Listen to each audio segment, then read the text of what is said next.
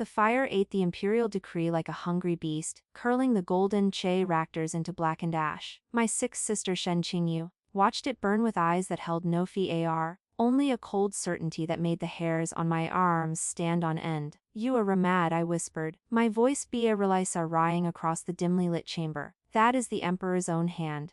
They will kill you for this. She turned to me then, and for a moment, I saw something ancient in her gaze, something that did not belong in the face of a girl barely 18 summers old.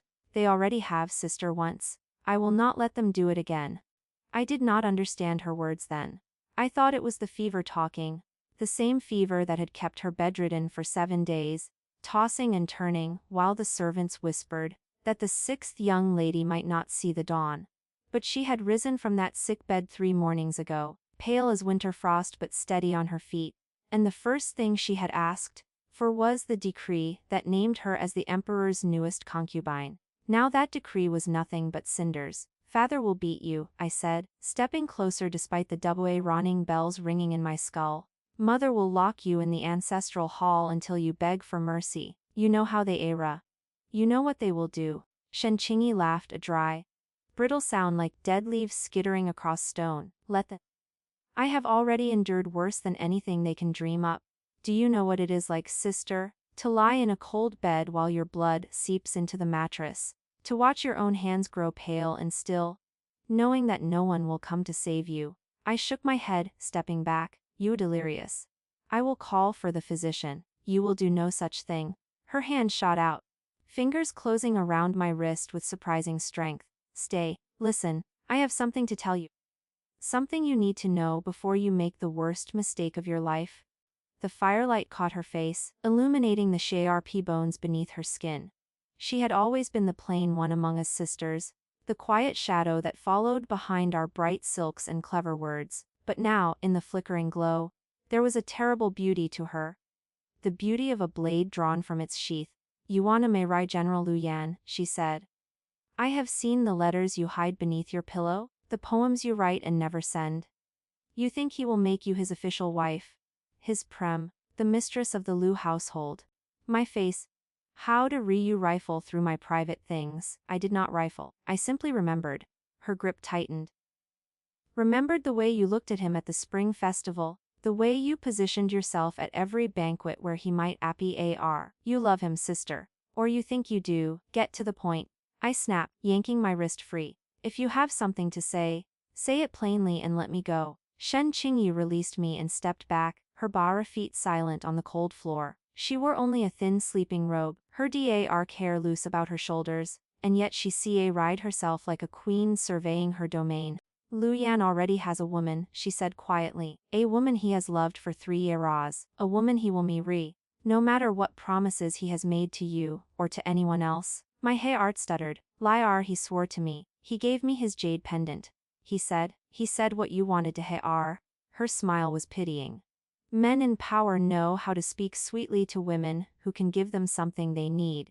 Your father controls the grain shipments to the northern provinces. Lu Yan needs that grain for his soldiers. Of course he told you pretty words. He is not stupid. I opened my mouth to deny it, to hurl accusations back in her face, but the words died in my throat. I had always known, somewhere deep and hidden, that Lu Yan's attentions came too easily, too perfectly timed, too convenient. But that is not why I am telling you this. Shen Qingyu moved to the window, pushing open the wooden shutters to let in the night air. Outside, the Jiarodin lay silver and still under the moon, the koi pond glittering like a pool of liquid mercury. I am telling you because I have a proposition. Proposition, I laughed, though it came out hollow. You who just burned a royal decree and will likely be dead by morning. You have a proposition for me. I am not going to die. She said it with such simple conviction that I almost believed her. Lu Yan will come for me. He will rescue me from this house, from the emperor's wrath, and he will marry me, because I am the woman he truly loves. The floor seemed to tilt beneath my feet. But you have always been. Play it, unremarkable. She turned to face me, and in the moonlight, her eyes glowed like amber. Yes, sister, that is exactly what I needed to be. Until now, I could not breathe. The pieces were falling into place, terrible and cutting through everything I thought I knew, the fever, the sudden recovery. The calm way she had destroyed the decree. She had known all along. She had known what would happen. And she had been waiting. Why are you telling me this? I whispered. If you could have taken everything from me quietly, why? Shen Qingyu crossed the room and took my hands in hers. Her palms were dewy arm almost feverish, and her grip was fierce enough to bruise. Because I do not want to take everything from you, she said. I want to give you something. Lu Yan will marry me, yes, but his household, his titles, his influence, none of that will satisfy me. I've larger plans, far larger than any man. She leaned closer, and I could smell the bitter herbs still clinging to her skin. The residue of whatever medicines the physicians had poured down her throat during her illness. When Lu Yan marries me, you will marry him too, she said, on the same day in the same ceremony. You will be his official wife, his primary consort, the one the world sees at his side. I will be the secondary wife, the one in the shadows, the one who does the real work. I jerked back as if she had struck me. That is insane. No man takes two wives of equal standing on the same day. The emperor would never permit it, father would never agree. He will, because I will make him. She released my hands and stepped away, smoothing down her sleeping robe with the air of someone who had already won. Think about it, sister. You get what you have always wanted, Lu Yan's name, his household, his protection. I get what I need, freedom to move without scrutiny, to build my power without anyone watching too closely. We both profit. And if I refuse? Her smile widened, and for just a moment, I saw the glint of something ruthless behind her gentle eyes. Then I will let Lu Yan know about the letters you wrote to his younger brother. The ones where you offered to run away with him if Lu Yan ever proved unfaithful. I believe that would complicate matters, would it not? My blood turned to ice. Those letters. I had written them in a moment of foolish desperation, when I had read that Lu Yan was losing interest, and had sent them to his brother as a kind of insurance, a threat really, dressed up as a romantic overture. If Lu Yan ever abandoned me, I would take his brother instead, split the family in two, ruin his reputation. I had never intended to actually go through with it, but the letters existed, and if they reached Lu Yan's eyes, you would not I breathed. Watch me. Shen Qingyu walked back to the bed and sat down on its edge, her feet swinging like a child's. The ceremony is in 3 days. I have already arranged everything. You will show up in your finest robes, you will smile and nod and play the happy bride, and you will become the wife of General Lu Yan, and I will become something else entirely. Something else? What could possibly be more than being the wife of the most powerful general in the capital? She looked at me then with that ancient, knowing gaze. I am going to live, sister. That is what I am going to do. I am going to live, and I am going to be happy, and I am going to make certain that everyone who hurt me before, everyone who stood by and watched me die, will suffer for their cruelty. A chill ran down my spine. You speak as if you have already died. Perhaps I have. She lay back against the pillows, her eyes closing as exhaustion finally claimed her. Perhaps I died, and the world was kind enough to send me back. Now leave me. I need to rest before the wedding day. I fled that room as if the devil himself were at my heels. Outside, the Jiarodin was still and peaceful, the moonlight painting everything in shades of silver and shadow. I pressed my hands against my racing heart and tried to think, tried to make sense of what I had just heard. My sixth sister, the quiet one, the overlooked one, had just orchestrated the most audacious scheme I had ever witnessed. She had burned an imperial decree, defied the emperor himself, claimed the love of the most powerful general in the capital, and offered me a position as his primary wife, all in the space of one conversation. And I had not said no, because I had seen something in her eyes tonight that I recognized. I had seen the same hunger that lived in my own heart. The desperate clawing need to escape the cage we had been born into. The only difference was that I had been trying to escape by clinging to a man, while she had been plotting something far more intricate. I walked through the Jiarodin, my feet carrying me past the koi pond, past the bamboo grove, past the Yine Ralid old willow where I had once hidden from my governess. Somewhere beyond the walls, the city was sleeping.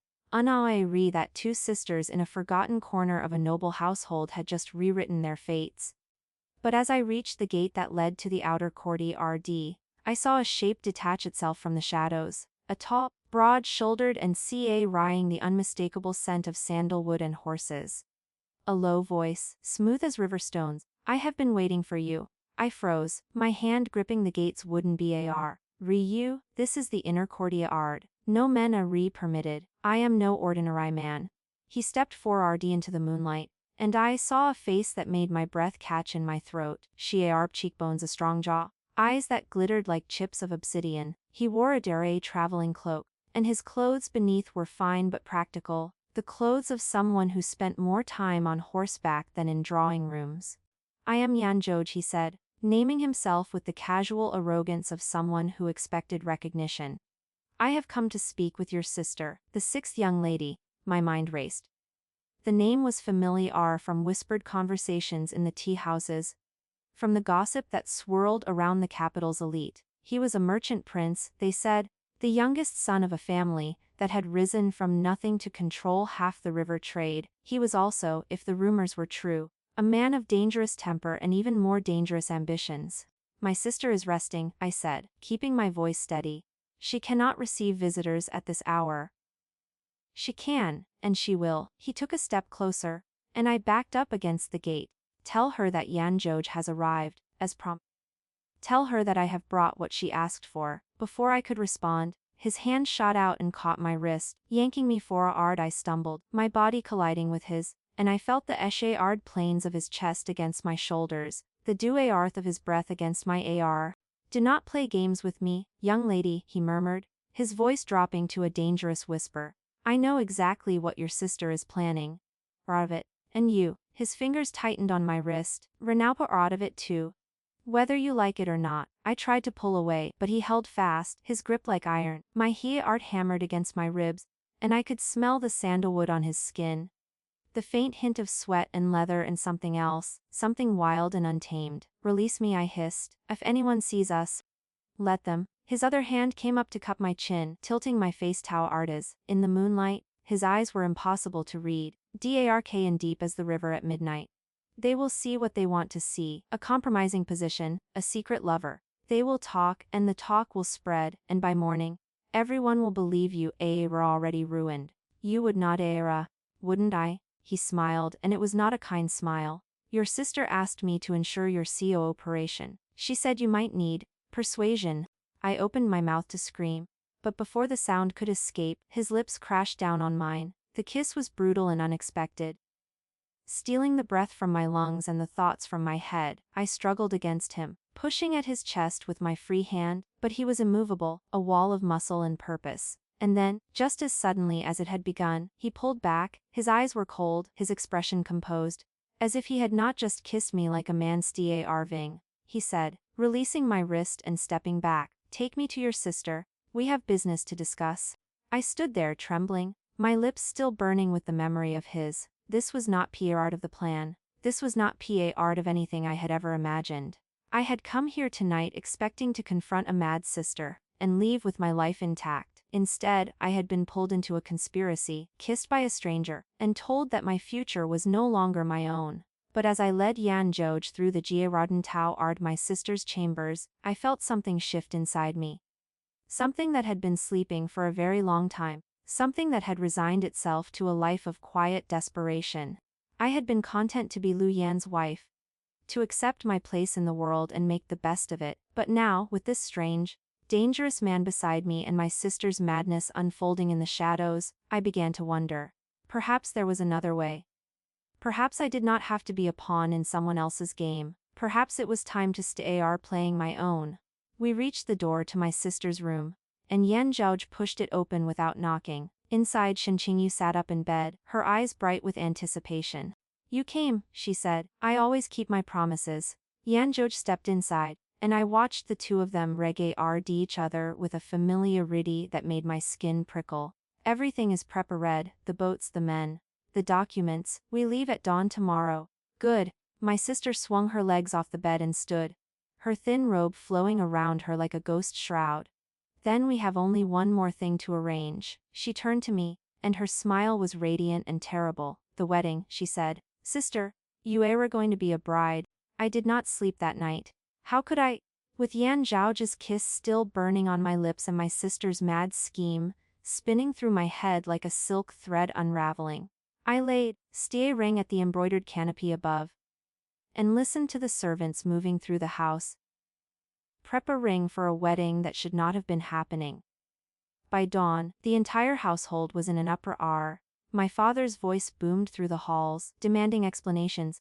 My mother's shrill protests cut through the morning air like broken glass. And through it all, my sixth sister sat calmly in her room, allowing the maids to dress her in layers of crimson silk, her face as serene as a painted goddess. "You, sister," she said when I finally appeared in her doorway. "Did you not sleep well? Did you expect me to sleep?" I crossed the room and stood before her, my hands clenched at my sides. "After everything you told me, after that man." She smiled, adjusting the gold phoenix hairpin in her elaborate coiffure. "He is useful, is he not? Strong, clever, utterly Ruth. The perfect ally for a woman with my ambitions. Kissed me, did he?"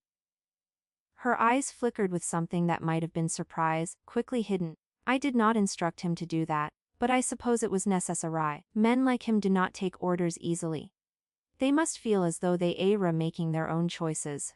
I wanted to shake her, to demand answers, to make her explain why my life had suddenly become a pawn in her game. But before I could speak, a commotion erupted from the main courtyard, and the sound of heavy boots echoed through the halls. Lu Yan had arrived. I had seen him many times before, always from a distance, always through the careful lens of public gatherings. He was tall and broad-shouldered, with the weathered face of a man who had spent years on campaign. His eyes were dark and serious, his mouth set in a firm line that rarely softened into a smile. When he strode into the reception hall, he carried the weight of command like a second skin. And he walked straight to my sister, ignoring everyone else in the room. He said, his voice rough with emotion, "I came as soon as I heard. You burned the decree. They said you were mad. They said I had lost my mind." She rose from her seat and went to him, her crimson skirts pooling around her feet like spilled blood. "But I am not mad, Lu Yan. I am finally sane, finally clear-headed enough to see what I truly want." He took her hands in his, and I saw the way his fingers trembled. The great general, the Iron Ryer, reduced to trembling before a girl half his age. "You want to marry me," he said. "That is what your message said. You want me to take you away from all of this, to make you my wife, not your wife alone." She glanced at me, and I felt my stomach drop. "I want you to marry my sister too. On the same day, in the same ceremony, we will both become your official wives, equal in standing, equal in honor." The room went silent. My father's face turned purple with rage. My mother let out a sound like a dying animal, and Lu Yan's expression flickered through a dozen emotions before settling into something cold and calculating. "That is not possible," he said slowly. "The emperor would never permit it. The rites do not allow for two women to be taken as primary wives simultaneously. I would be unprecedented." My sister agreed, her smile sweet and poisonous. "Which is exactly why the emperor will permit it. You saved his life at the northern pass. You have the loyalty of half the Ari. When you ask for something, he does not refuse. And what you will ask for is this: the right to marry both daughters of the Shen household, elevating both to the status of primary wife, in gratitude for your service to the realm." Lu Yan stared at her, and I could see the gars turning behind his eyes. He was no fool. He knew there was more to this scheme than my sister was revealing. But he also knew that refusing her now would mean losing her entirely. And something in his gaze told me that was not an option he was willing to consider. "I will need to speak with my advisors," he said at last. "This is not a decision I can make. You have until noon." My sister released his hands and stepped back. "The ceremony will take place at sunset. Everything is already ready. The invitations have been sent. The arrangements are made. All you have to do is say yes." She turned and walked away, leaving Lu Yan standing in the middle of the reception hall with his mouth open, and his carefully constructed world crumbling around him. I followed her into the garden, my heart pounding against my ribs. "You are insane," I hissed, grabbing her arm and spinning her around to face me. "You cannot force a man like Lu Yan to do anything. He has he has power. He could have us both killed, and no one would question it." "He could," she agreed, pulling her arm free, "but he will not, because he loves me. And because he knows that I know things about him that would destroy him, if they were ever revealed." "What things?" She smiled, and for a moment, she looked older than my grandmother. "The things that happen on battlefields. Sister, the things that generals do to secure victory, to ensure their own survival, to climb the ladder of power. I know where the bodies were buried, literally and otherwise. I felt cold, colder than the morning frost that still clung to the Girardin stones. How could you possibly know such things? You have really left this house in years. I have my ways. She turned and walked toward the koi pond, tossing a handful of crumbs to the fish that clustered at the surface. But you do not need to worry about that. What you need to worry about is your wedding night, because while I will be busy with Lu Yan, you will be busy with someone else.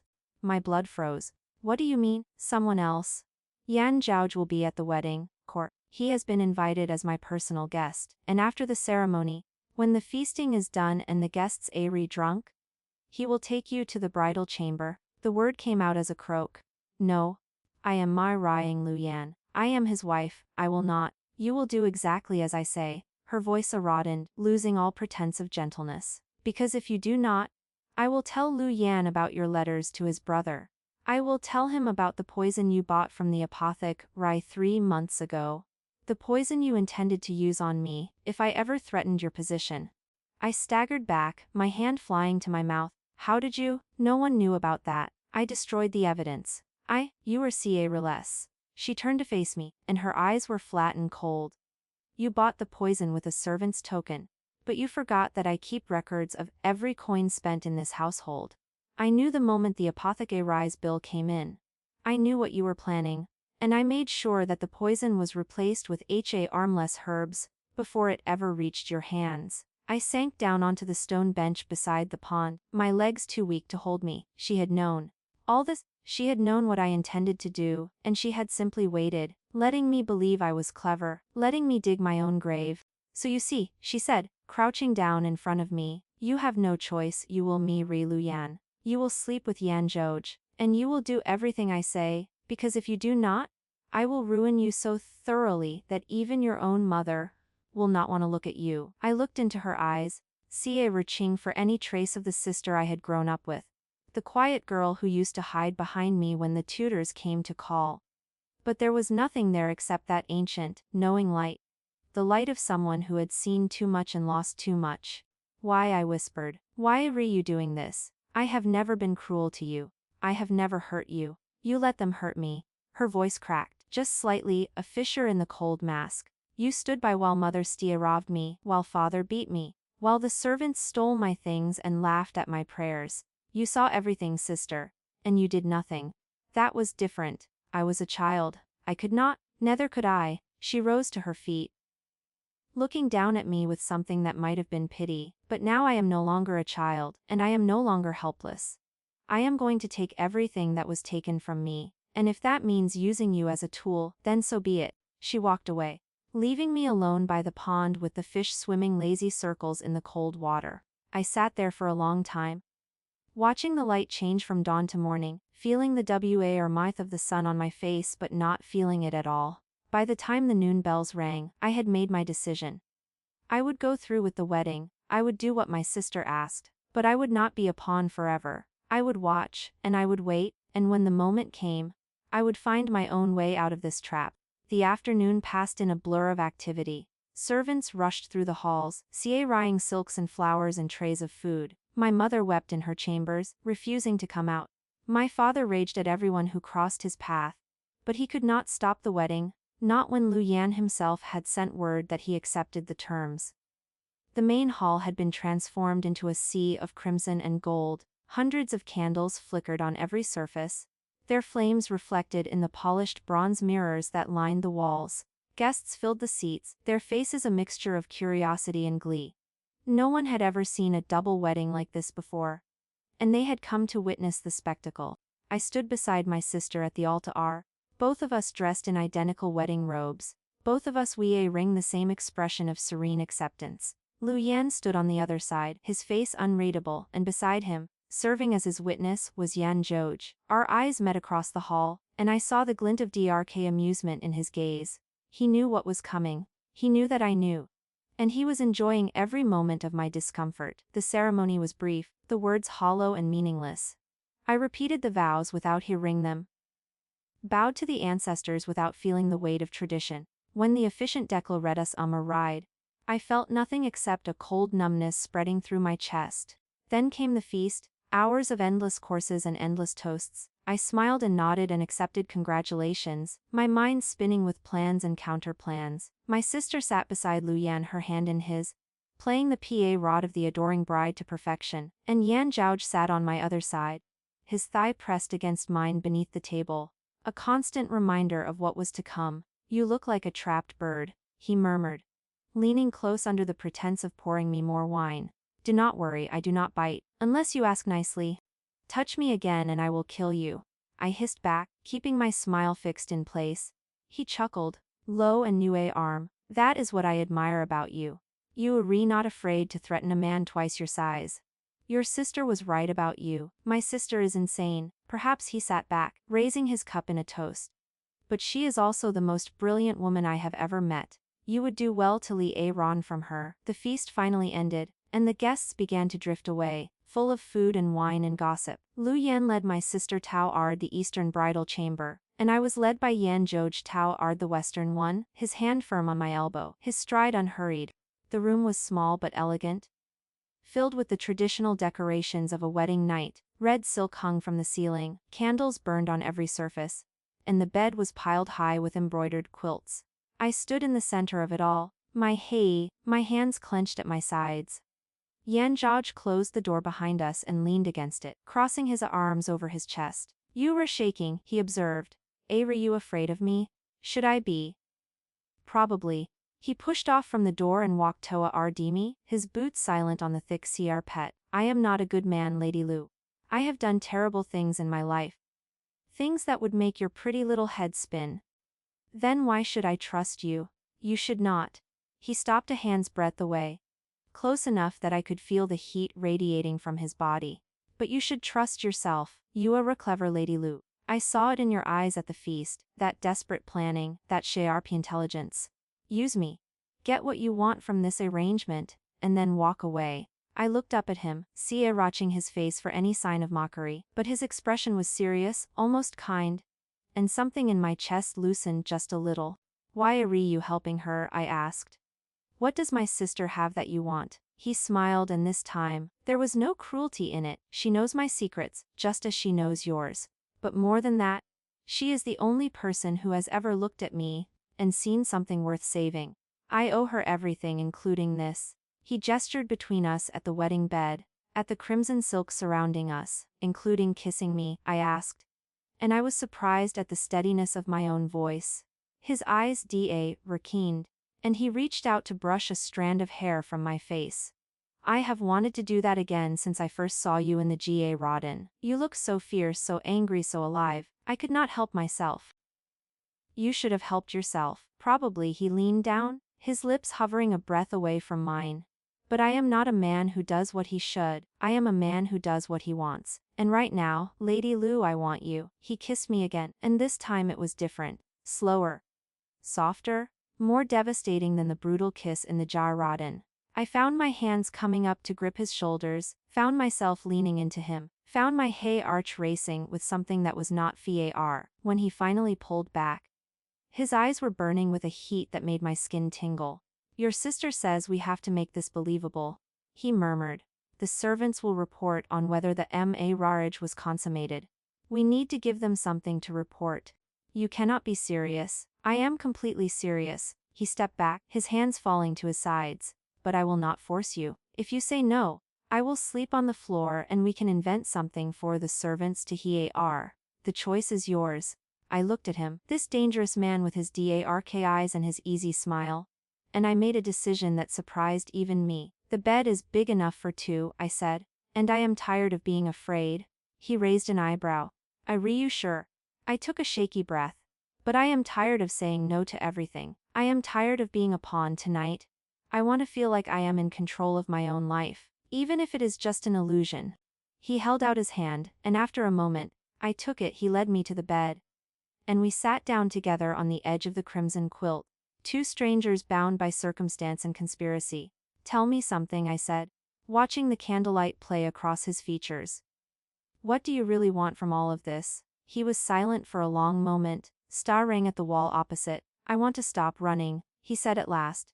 I have been running my whole life, from my family, from my enemies, from myself. Your sister offered me a place to stop. A reason to fight for something instead of against everything.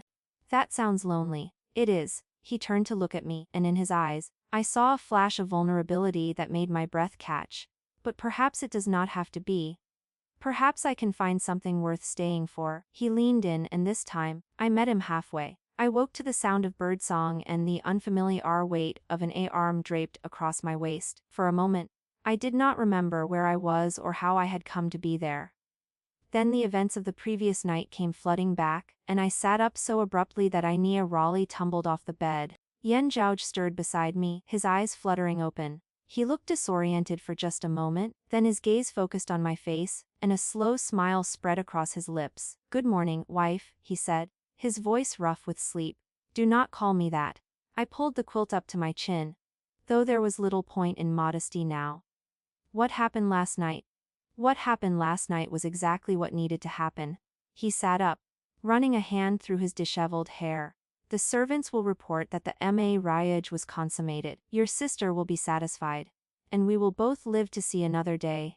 I read it, trying to reconcile the man who had held me so tenderly in the dark, with the cold strategist who now spoke of our night together as a transaction.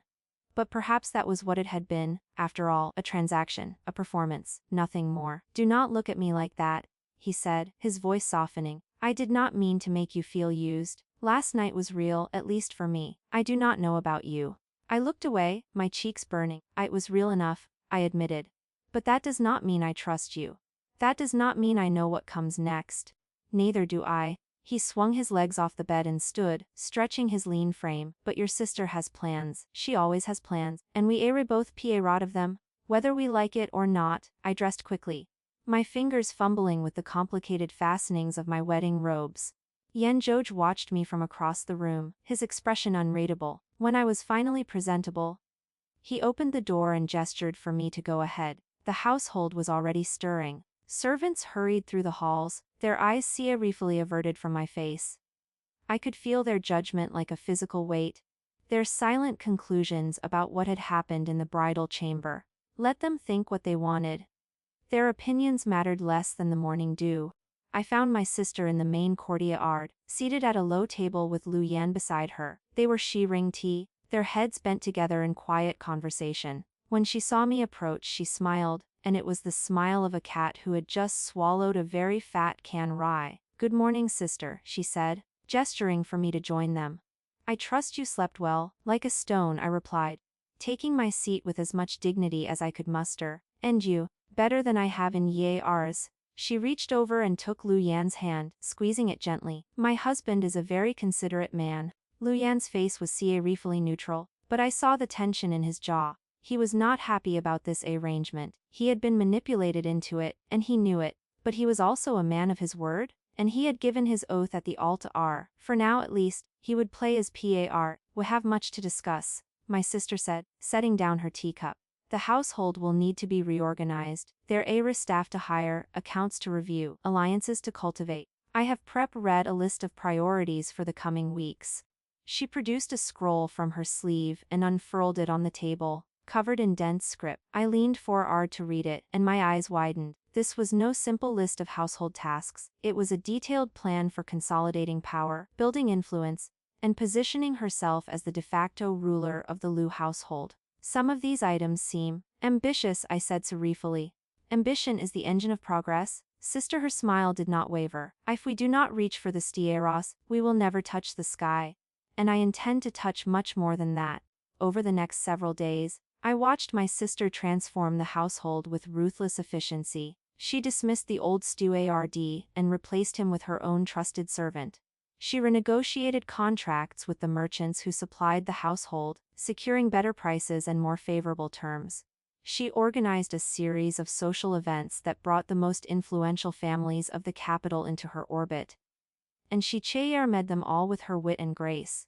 But it was in the evenings, when the guests had departed and the household had settled into silence, that the true work began. My sister would summon Yan Zhaoj to her private study, and they would confer for hours behind closed doors. Sometimes I was invited to join them, other times I was not. But I had Leah run to listen at keyholes, and I had Leah ran to read the documents that passed through my sister's hands. It was during one of these meetings that I discovered the full scope of her ambition. She was not content to be the wife of a general, not even the de facto ruler of a powerful household. She was building something larger, a network of influence that extended from the palace to the provinces, from the military to the merchant class. She was, in every way that mattered, constructing a pyramidal power structure, one that would make her the most influential woman in the capital, and I was to be her second in command. "You have a gift for reading people," she told me one evening, handing me a stack of correspondence to review. "Use it. The letters that come through this household contain secrets, sister. Secrets that can be turned to our advantage." I took the letters, my heart pounding. This was dangerous work. If we were discovered, we would be executed for treason. But something in my sister's eyes told me that she had already accounted for that risk, that she had plans within plans, contingencies upon contingencies. That night, as I read through the letters, I came across one that made my blood run cold. It was from a minor official in the Ministry of Rights, addressed to Lu Yan's younger brother. The letter spoke of a conspiracy to undermine Lu Yan's position, to replace him with a more pliable general, who would support the emperor's recent attempts to centralize power. I took the letter to my sister immediately. She read it without expression, then set it aside. "I knew about this," she said calmly. "I have known for weeks. The official in question is one of my agents.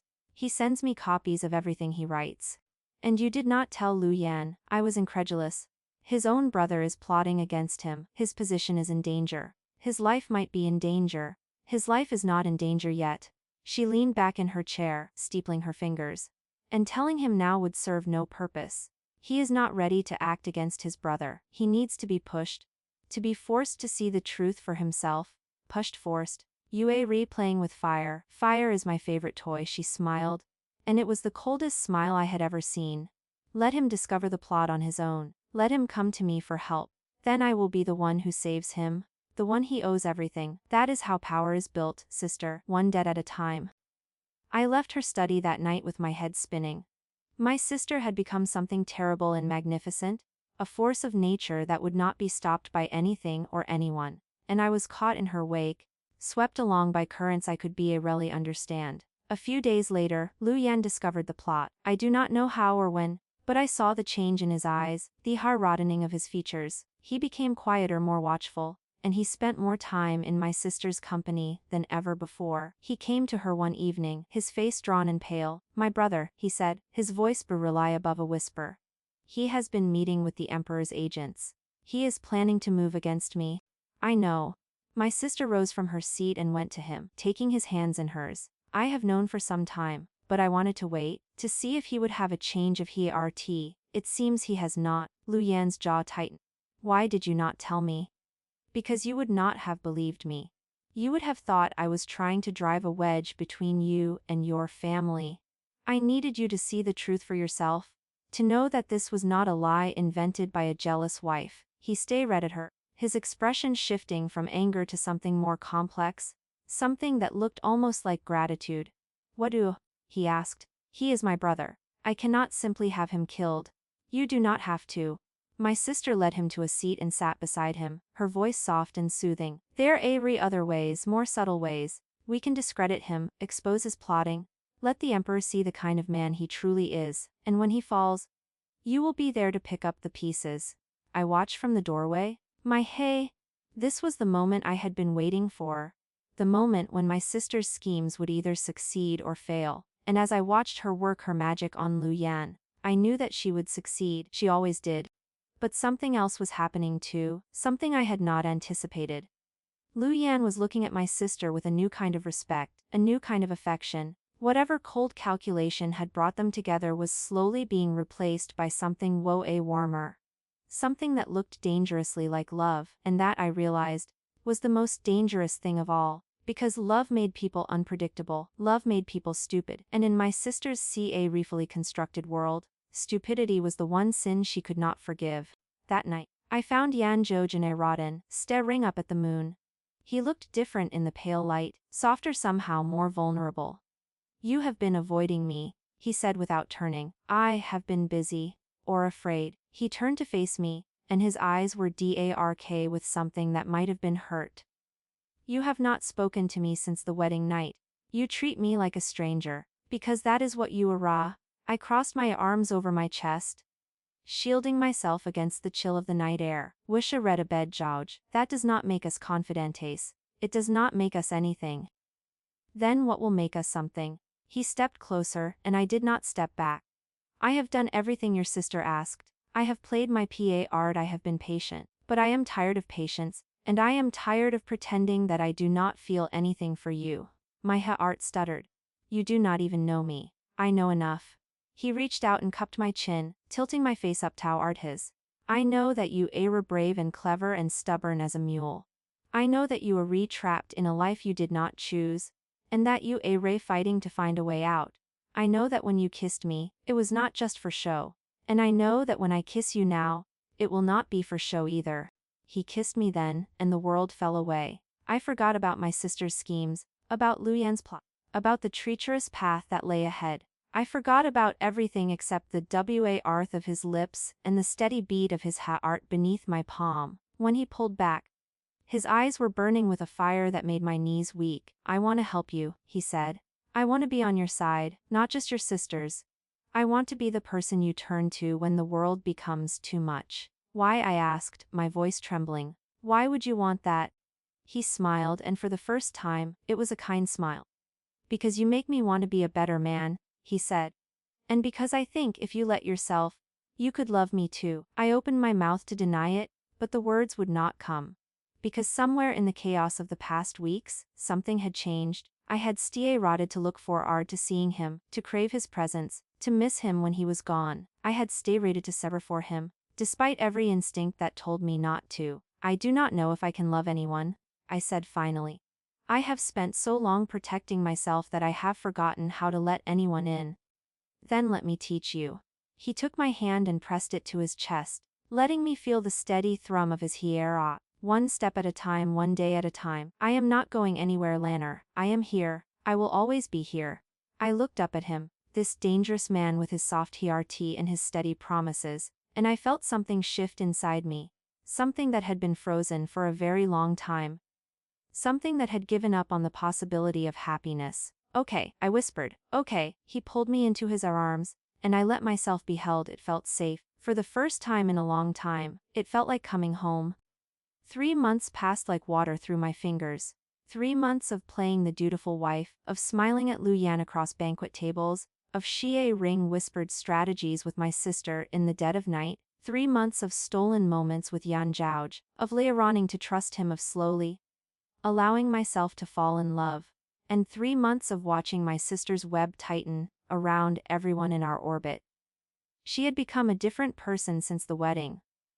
Overlooked sixth daughter had transformed into a commanding presence, one who walked through the halls of the Liu household, like she owned every stone, which in a way she did. Every servant reported to her. Every account passed through her hands. Every decision, no matter how small, required her approval. Even Luyan had fallen under her spell. I watched him change from a proud general into a man who deferred to his wife on matters both great and small. He consulted her on military strategy, on political alliance, on the management of his vast estates. She advised him with calm authority, and he followed her counsel without question. It was impressive. It was also terrifying. Your sister is building an empire, Yan Zhou said one evening, his voice low and sierraful. We were in my chambers, sharing tea by the window. The moon hung fat and silver in the sky, casting long shadows across the Jaradan below. An empire built on sand, I replied. One, and everything will crumble. Then we must make sure she does not make any mistakes. He reached across the table and took my hand. You and I, we array her foundation. If we waver, she falls. I looked at him. This man who had become my anchor in the storm. He had changed too over the past months. The ruthless merchant prince had softened around the edges, revealing a tenderness that surprised me every day. He brought me small gifts, little trinkets he picked up on his travels.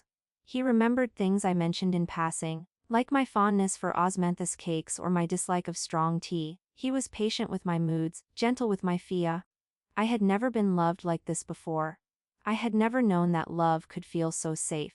Sometimes I wonder if we are doing the right thing, I admitted. My sister's plans, they are so vast. So, what if we are building something that will destroy us all? What if we are building something that will save us all? He squeezed my hand. Your sister sees a world that could be different. Better. She is willing to tear down the old order to make space for the new. That takes courage, it takes vision. And what about the people who get hurt along the way? His expression flickered, a shadow passing across his features. There will always be people who get hurt. The question is whether their suffering serves a greater purpose. I believe it does. I wanted to push back against the cold logic of his words, but before I could speak, a commotion erupted from the main courtyard. Shouts, the clash of metal, the pounding of feet. I rose from my seat and rushed to the window, my heart hammering against my ribs. Below in the courtyard, a group of armed men had surrounded Lu Yan's younger brother. His face, his hands bound behind his back. Lu Yan stood before him, his expression carved from stone. Get down there, Zhao said, already moving toward the door. Something is happening. I followed him through the winding halls, my mind racing. What had Lu Yan discovered? What had my sister done? By the time we reached the courtyard, a crowd had gathered. Servants, household officials, all watching the scene unfold with wide eyes and open mouths. My sister stood at Lu Yan's side, her face perfectly composed, her hands folded neatly before her. Lu Yan said, his voice rang across the silent courtyard. You have been plotting against me. You have been meeting with the Emperor's agents, feeding them information about my movements. You have been trying to destroy me. I was protecting the family? The younger brother cried, his voice cracking. You have become a danger to us all. You have let that woman. He pointed at my sister, his face twisting with rage. That witch, take control of everything. She is poisoning you against your own blood. Nuff. Lu Yan's voice was cold, final. You will be taken to the northern estates. You will remain there under house arrest until further notice. If you attempt to escape, you will be treated as a traitor and dealt with accordingly. The guards dragged the struggling brother away, his protests fading into the distance. The crowd dispersed slowly, murmuring among themselves. I stood frozen in place, watching my sister lead Lu Yan back into the house, her hand resting lightly on his arm. That night, I confronted her in her study. She was seated at her desk, reviewing documents by candlelight, her expression serene. You did this, I said, closing the door behind me. You orchestrated the discovery of the plot. You made sure Lu Yan would find out at exactly the right moment. Of course I did. She did not look up from her papers. I told you, sister, I am building something. And I cannot build it with a viper in the nest. He was his brother, his only brother. And he was plotting to have him killed. She finally looked up, and her eyes were cold, unyielding. Would you rather I had let the assassination attempt proceed? Because it was coming, sister. The Emperor's agents had already made their plans. If I had not intervened, Lu Yan would be dead by now, and we would both be at the mercy of a very angry Mon-Ar-Sheesh. I opened my mouth to a rock, but the words died in my throat. She was right, as she always was. She had saved Lu Yan's life. She had protected the household. She had done what needed to be done. But at what cost? You have become someone I do not recognize, I said quietly. The sister I grew up with. The one who used to cry over injured birds and stray dogs. She is gone. You have replaced her with a stranger. Something flickered in my sister's eyes. Something that might have been pain. But it was gone in an instant, replaced by that familiar icy calm. The sister you grew up with died a long time ago, she said. She died when our mother locked her in the cell for 3 days without food. She died when our father sold her to the Emperor to advance his own career. She died when you stood by and watched it all happen. I was a child. She rose from her seat, her voice rising for the first time. I was a child too, and I was alone. No one helped me, no one saved me. So I had to save myself, and I will keep saving myself over and over, until there is nothing left to save. We stared at each other across the desk, two sisters separated by a gulf that seemed too wide to cross. I want to help you, I said at last. I want to be on your side. But I need you to remember that there are limits. That there are things even you should not do. She laughed, a hollow sound that echoed off the walls. Limits, sister, there are no limits. There is only power. And those who have it, and those who do not. I am tired of being one of those who do not. I left her study that night with my heart heavy and my mind full of doubts. But I had no time to dwell on them. Because the next morning everything changed. The emperor summoned Lu Yan to the palace. The summons was sudden, unexpected, and it carried an ominous undertone that made my skin prickle. My sister Preppa read him with meticulous coaching him on what to say and what to hide. Whatever happens, she told him, her hand resting on his cheek, do not let them see that you are afraid. Fear is weakness and weakness is death. I am not afraid, he said. And I could see that he meant it, not with you at my back. He left at dawn, riding through the gates with a small escort of trusted guards. My sister watched him go, her expression unreadable. Then she turned to me, and her eyes were sharp as knives.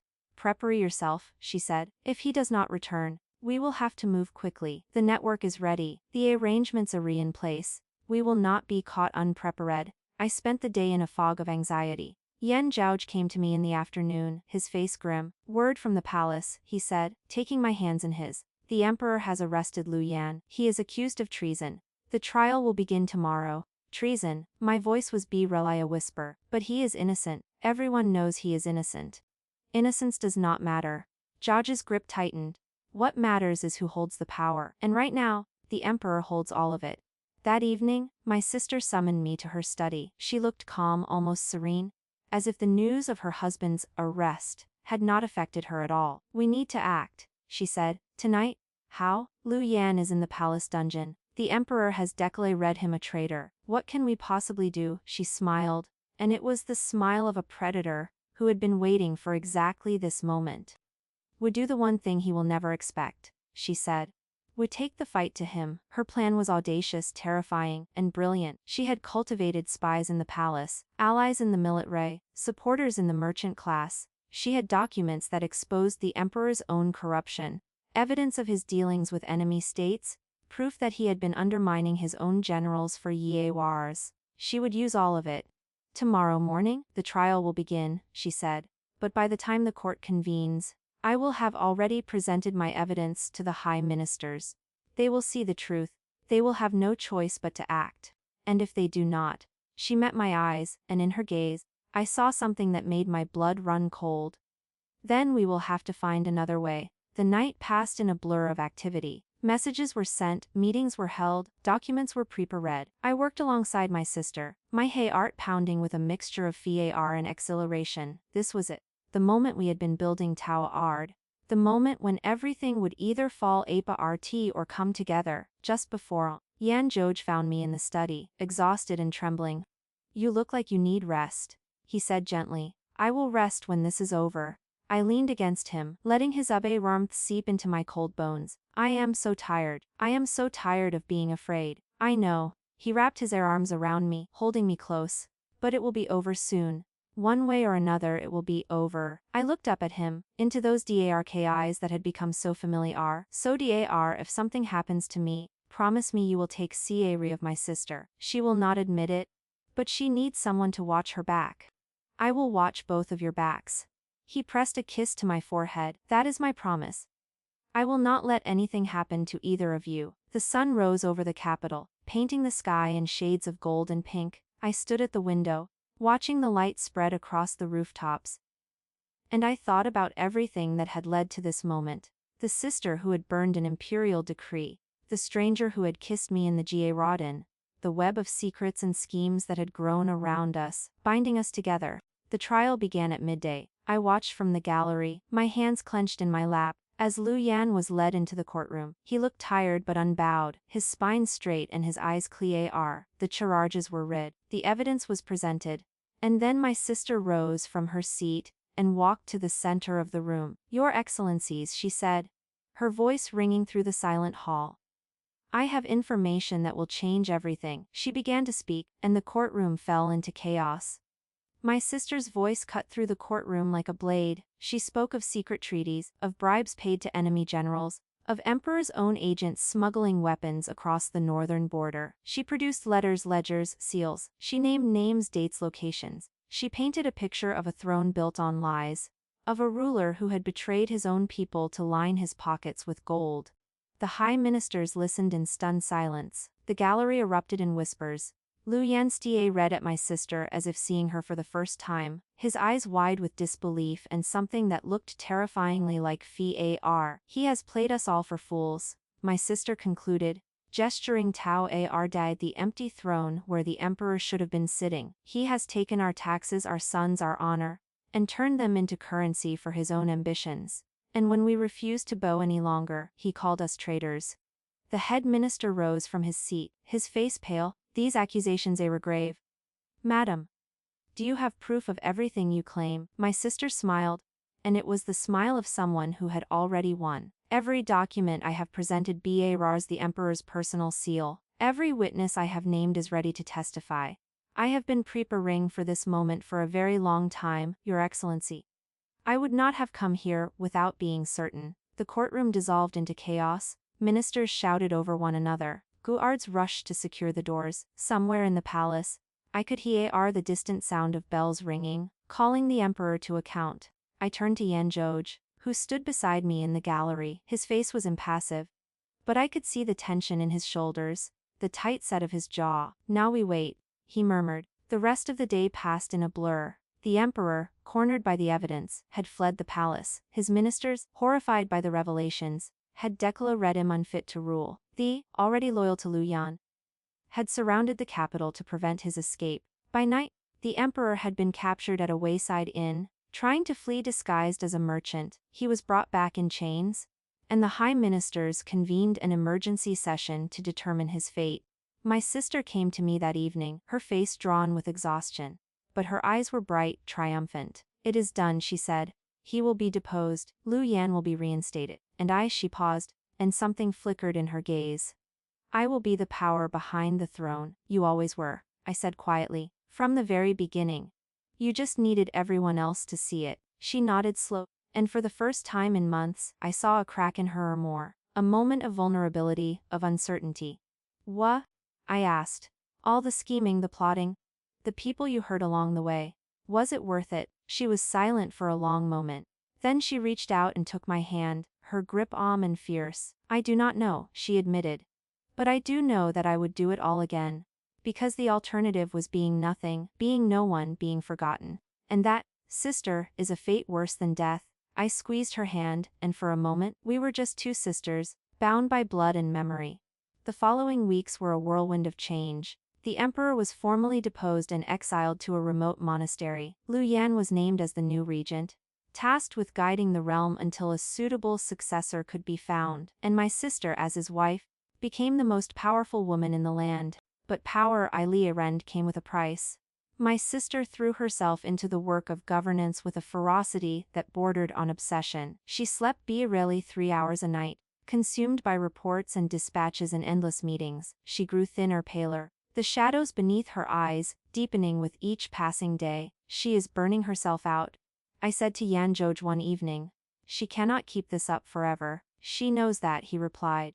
But she also knows that she has only a limited time to cement her position. The nobles are already circling, waiting for her to stumble. She cannot afford to show weakness. I wish there was something I could do to help her. You helping her, he said gently. But being here, by being her sister, that is more than anyone else can offer. I wanted to believe him. But as I watched my sister disappear into the machinery of power, I could not shake the feeling that she was slipping away from me, lost to the very system she had fought so hard to control. Then, she summoned me to her chambers. She was seated at her desk, surrounded by mountains of papers, but her face was softer than I had seen it in months. I have something to tell you, she said, gesturing for me to sit. Something I should have told you a long time ago. I sat, my heart beginning to race. What is it? She took a deep breath, and for a moment, she looked like the girl I had grown up with, the quiet sister who had hidden behind me at the tutor's lessons. When I was ill, before the wedding, I had a dream, she said. Or perhaps it was not a dream, I do not know anymore. But in that dream, I lived a different life. A life where I went to the palace as the emperor's concubine. A life where I died within a year, poisoned by jealous rivals. A life where you ride Lu Yan and spent the rest of your days miserable, trapped in a riage that made you nothing but a shadow. I stared at her, my blood running cold. That is, You are saying. I am saying that I remember. Her voice was really a whisper. I remember dying, sister. I remember the cold and the dark and the despair. And then I woke up, and I was back in my bed, with the fever raging and the servants whispering that I would not last the night. And I made a choice. I decided that I would not die again. I decided that I would fight. And I decided that I would bring you with me. I could not speak, could not breathe. The words seemed to hang in the air between us, heavy with implication. That is why you saved me, I said at last. That is why you made me part of your plans, not because you needed me, but because you wanted to give me a second chance. She nodded, tears glistening in her eyes. I could not save myself without saving you. It would have been meaningless. You were the only person in this world who ever showed me kindness, even if it was only in small ways. You were the only person who ever saw me as a human being, not a tool or a burden. I rose from my seat and crossed to her, pulling her into my arms. She held on to me tightly, and I felt her shoulders shake with silent sobs. I am sorry, she whispered. I am so sorry for everything I put you through, for the manipulation, the schemes, the way I treated you like a pawn. I wanted to protect you. I wanted to give you a better life. But I lost myself along the way. You found yourself, I said, stroking her hair. You found yourself, and you became something incredible. I am proud of you, sister. I have always been proud of you. We held each other for a long time. Two sisters who had been through hell together, and emerged on the other side. Months passed and slowly, my sister began to find balance. She delegated more, trusted more, allowed herself to rest. She and Lu Yan grew closer. Their partnership evolving into something that looked, at last, like genuine affection, and I, finally, allowed myself to be happy. Yan Zhaoj proposed to me in the garden where we had first met, kneeling before me with a simple jade ring in his hands. I have loved you since the night I first kissed you, he said, his voice rough with emotion. I do not deserve you, I know that.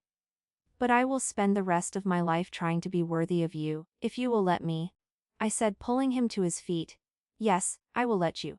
I will let you try every single day. He kissed me then, and it felt like coming home. Our wedding was small and private, attended only by family and close friends. My sister insisted on planning every detail, and I let her, knowing that she needed this, needed to feel like she was still rod of my life. We have come so far, she said, adjusting my veil before the ceremony. Do you remember how it started? With a burned decree and a desperate gamble.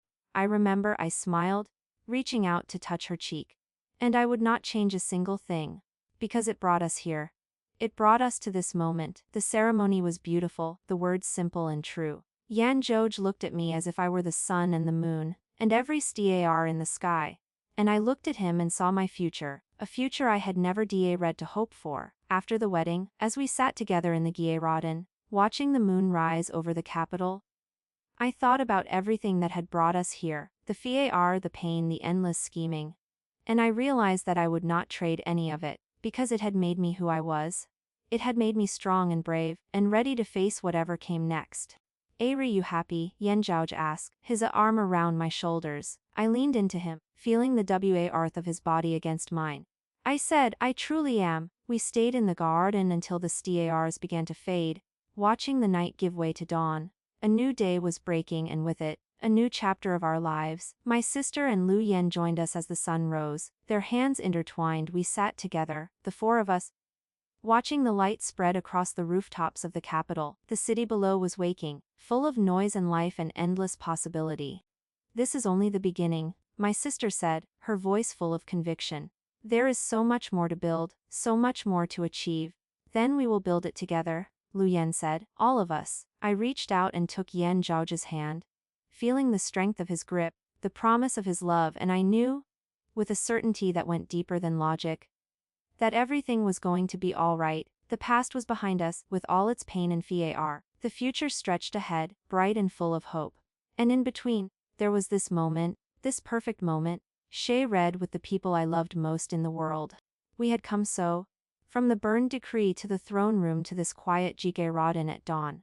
We had fought and schemed and bled for every step, and in the end we had won. Not just power, not just position, but something far more precious. We had won each other. The end too. Eh? Thank you so much for coming on this journey with me. If you enjoyed the story of Shen Qingyu and her sister, and the twisty path of love and revenge that brought them to victory. Please consider subscribing to my channel or leaving a comment. Your support means the world to me and helps me keep writing stories that make your heroes beat faster. Until next, may your own stories be filled with second chances and happy endings.